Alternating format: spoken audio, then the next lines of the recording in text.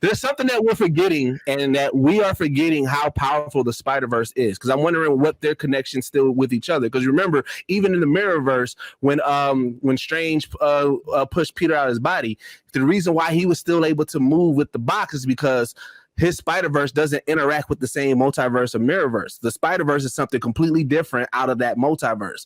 So now that adds another layer to it. Like, okay, so if everybody may not know, but y'all three still know each other and remember what happened here, how does that play into the story now too? Wait a second. Are you saying the Spider-Verse is similar to the Spider-Verse is similar to man, and I'm a DC guy.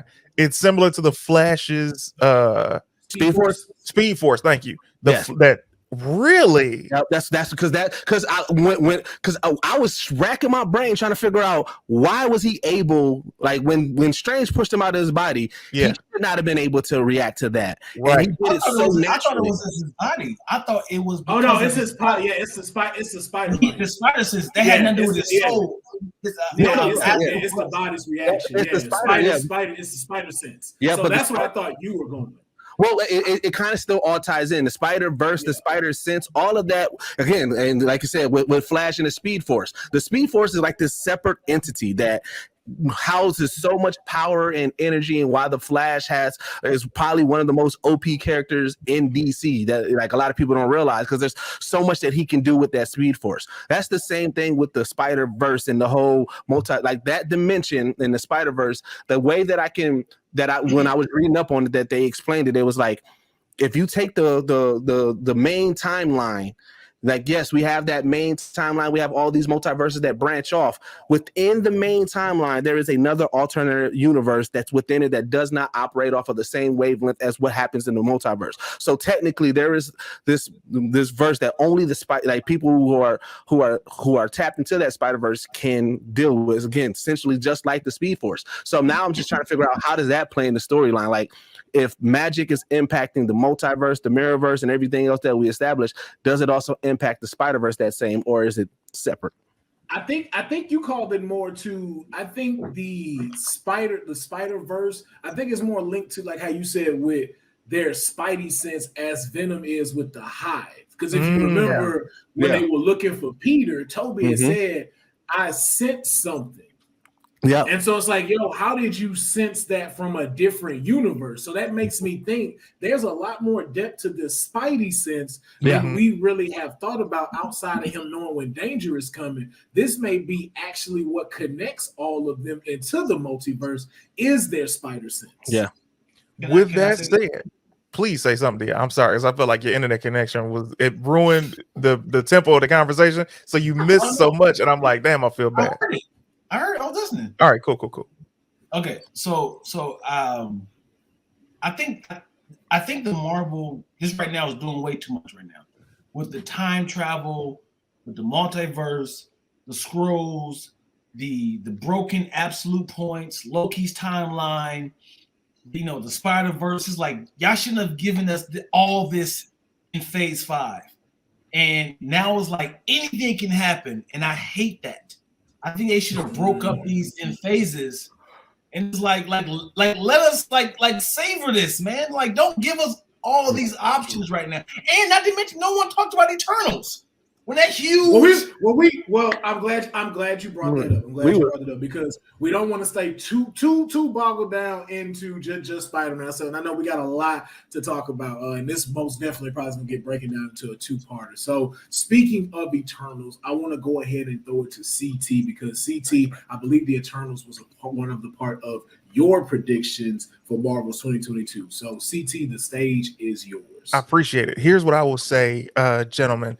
When you look at Eternals, whether you loved it, whether you hated it, whether you thought too much was going on, because it was, when you look at Eternals, the film, Eternals should have been a 25-minute science fiction documentary by Marvel to just explain Celestials. That's the only reason this movie exists. The reason that Eternals exists is to set up Galactus. That's the only reason. When you look at Celestials and you see how massive they were and you see exactly what their purposes are, that gives you a backdoor pilot and explanation into what Galactus is, because Galactus is a Celestial. Galactus is this person that is the world eater, and it goes exactly what these people have been doing for millennia and what the Eternals have been, which are robots to create